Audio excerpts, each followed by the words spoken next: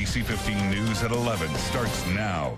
Now at 11, the Supreme Court rules in favor of Obamacare. Details on the nationwide health care tax subsidies and what it means for you.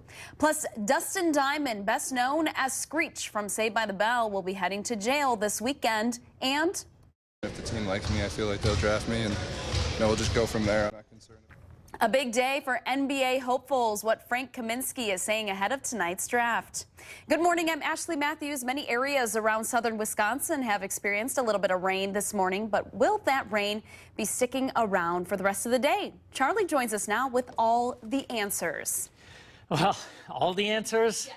I'll try to give you some of them. We're not going to have any rain around here for a while, at least not in the Madison area, but there is a slight chance we could get some redevelopment later this afternoon after 3 or 4 p.m. Just a very brief window of opportunity on that. Once temperatures start to fall off this evening, those showers will dissipate if there are indeed any that develop. And then we'll be in for some quiet weather for tomorrow and into the upcoming weekend. Actually, Saturday and much of Sunday looking quite nice. And I'll have that weekend forecast for you in just a few minutes. Sounds great, Charlie. Thank you. New at 11, the U.S. Supreme Court has upheld the nationwide tax subsidies under President Obama's health care overhaul in a ruling that preserves health insurance for millions of Americans. By a 6-3 vote, the justices says consumers can qualify for a subsidy that lowers the cost of their premiums, whether they buy their coverage in states that run their own insurance exchanges or through the federal exchanges. A challenge to the law argued consumers in the 34 states that don't have an exchange shouldn't qualify for subsidies. If the court had ruled against allowing the subsidies, almost 6.4 million insurance customers could have been affected. Chief Justice John Roberts wrote the lead opinion saying Congress passed the Affordable Care Act to improve insurance markets, not to destroy them. Many state lawmakers are reacting to the Supreme Court's ruling upholding federal subsidies under President Obama's health care law.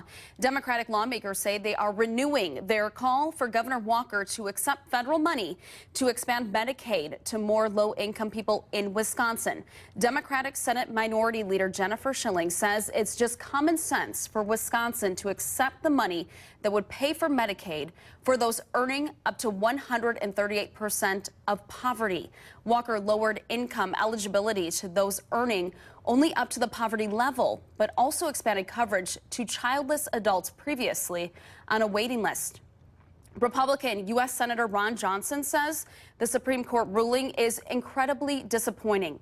Johnson says the ruling, quote, cements a system costing millions of Americans the health plans they chose and liked and access to doctors they knew and trusted. Governor Walker has repeatedly called for the law to be overturned. The State Department of Workforce Development says more people are unemployed in Wisconsin. The unemployment rates for May all went up in the majority of Wisconsin counties and 31 of the state's 32 largest cities. Menominee County has the highest at 10.9%. Dane County was the lowest at 3.4%. Now taking a look at the cities. Racine had the highest unemployment rate last month at 7.4%.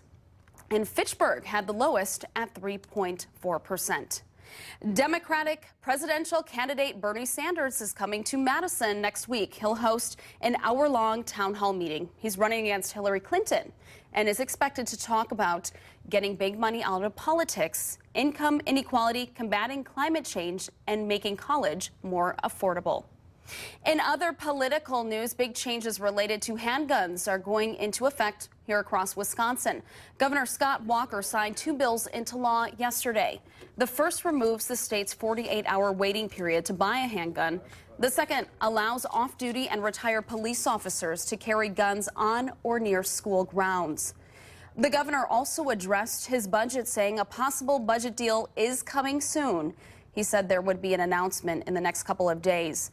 Walker's state budget has been held up for almost a month. Republican Senate Majority Leader Scott Fitzgerald says he still does not have the votes to pass the budget and that Republicans have yet to reach an agreement on several key issues. The newest twist in the prison escape in New York. Another prison employee was arrested. 28-year veteran Prison officer Gene Palmer worked in the block where both Richard Matt and David Sweat were housed. This is the second arrest while the convicted killers are still on the run. NBC's Stephanie Gosk has more. 57-year-old Gene Palmer faces multiple criminal charges: promoting prison contraband, tampering with evidence, and official misconduct. We intend to plead not guilty. According to the criminal complaint, Palmer is charged with accepting a number of paintings from Richard Matt and David Sweat in exchange for providing them with tools on 4 separate occasions going back to November 2014. Earlier this week, the DA told NBC News Palmer didn't know that there were tools stuck inside hamburger meat he passed along to David Sweat and Richard Matt. He had no knowledge that they were planning on escaping. He passed a polygraph test. The DA says Joyce Mitchell told him she put the tools in the meat: 2 hacksaw blades, drill bits, and a hole punch. I mean, this is all unraveling in front of all of us. At the same time, we're all hearing information. There's allegations that she's conned multiple people. In my mind, she's just as manipulative as the 2 escapees are. Mitchell pled not guilty to charges she helped Sweat and Matt and sits behind bars waiting for her trial. As the search continues in the area around the hunting cabins, there are new concerns the escapees may be armed with rifles. At a press conference Wednesday, state police admitted weapons may be missing. A number of people cycle through these camps and cabins, and they do not have a definitive number of weapons, so they cannot tell us what's missing and what's not. Mitchell's husband Lyle told Matt he believes other prison workers knowingly helped the convicts. There's something more that they're not telling us. The size of that hole, how did they cut that hole? There's so many unanswered questions for me that I don't know. Even more questions will be asked about the honor block where Palmer worked and Sweat and Matt were housed. Working there is considered a privilege. That's a plum job. You get it with seniority. The reason it's a good job is because the prisoners who go there don't make trouble, supposedly. And that was Stephanie Gosk reporting. Palmer's lawyer says the charges caught them off guard and that his client is devastated.